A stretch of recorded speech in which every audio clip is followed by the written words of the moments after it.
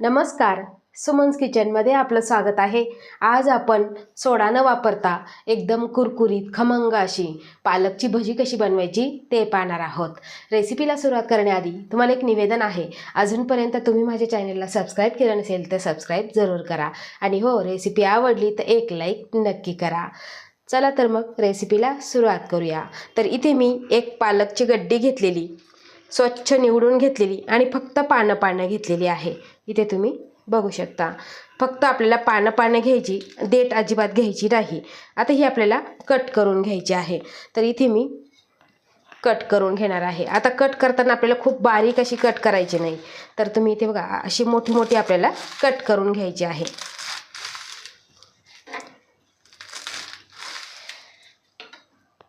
अशा पद्धतीने आपल्याला कट करून घ्यायचं आहे।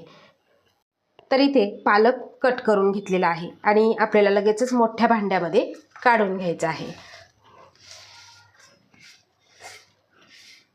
आता काढल्यानंतर यामध्ये आपल्याला साहित्य घालायचं आहे। करायला ही भजी खूप सोपी आहे, एकदम हाताखालच्या साहित्यामध्ये आहे। तर यामध्ये आपल्याला मसाले घालायचे आहे। तर इथे बघा 3 ते 4 हिरवी मिरची कमी तिखटवाली आहे। आता तुमच्या आवडीप्रमाणे तुम्ही तिखट घालायचं आहे। त्यानंतर यामध्ये घालायचं आहे आपल्याला चिमूटभर हिंग, 1 चमचा पांढरे तीळ, इथे छोटा चमचा मी घेतलेला आहे, 1 चमचा ओवा घेतलेला आहे, थोडासा हातावर चोळून घ्यायचा आहे। त्यानंतर घेतलेले आहे पाव चमचा हळद, 1 चमचा मिरची पावडर। त्यानंतर यामध्ये घालायचा आहे 1 कांदा मीडियम साईजचा एकदम बारीक कट केलेला। यामध्ये घालायचं आहे आपल्याला चवीपुरतं मीठ।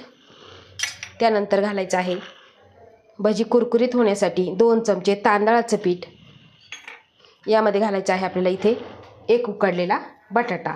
आता हा सुद्धा आपल्याला यामध्ये अशा पद्धतीने मॅश करून घ्यायचा आहे।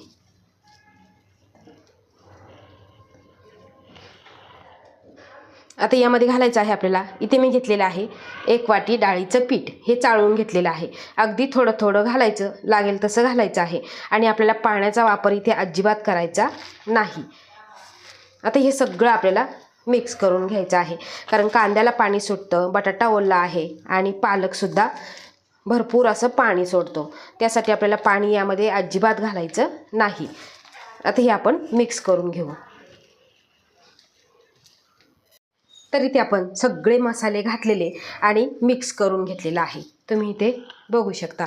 आता एवढं पीठ भिजवण्यासाठी किंवा मिश्रण तयार करण्यासाठी मला फक्त अर्धी वाटी इथे पीठ लागलेलं आहे। आता तुम्ही जर पालक जास्त घेतलेले असेल तर तुम्हाला पीठ इथे जास्त प्रमाणामध्ये लागू शकतं। आता यामध्ये मी पाण्याचा वापर अजिबात केलेला नाही, फक्त हे मिक्स करून घेतलेलं आणि पालकला सुद्धा पाणी सुटलेलं आहे, तुम्ही इथे मिश्रण बघू शकता। आता आपण लगेचच भजी बनवायला सुरुवात करूया। तर इथे भजी तळण्यासाठी तेल गरम करायला ठेवलेलं आणि त्यामध्ये आपल्याला थोडंसं मिश्रण घालून बघायचं आहे। बघा तेल तापलेलं आहे आणि तेल आपल्याला खूप कडकडीतसुद्धा गरम करायचं नाही, गॅसची फ्लेम आपल्याला मीडियम ठेवायची आहे आणि एक एक भजी आपल्याला सोडून घ्यायची आहे। आता तुम्हाला छोटी मोठी कशी बनवायची त्या पद्धतीने तुम्ही बनवायची आहे आणि आपण यामध्ये सोड्याचा वापर अजिबात केलेला नाही, फक्त हाताखालच्या साहित्यामध्ये आपण ही एकदम खमंग कुरकुरीत अशी पालकची भजी बनवतोय। करायला सोपी आहे आणि एकदम झटपट होतात, काही जास्तीचा वेळसुद्धा लागत नाही। अशी जर भजी जर तुम्ही बनवली ना तर तुम्ही रोज रोज बनवाल, एवढी ही भजी चवीला छान लागतात आणि टेस्टीसुद्धा होतात।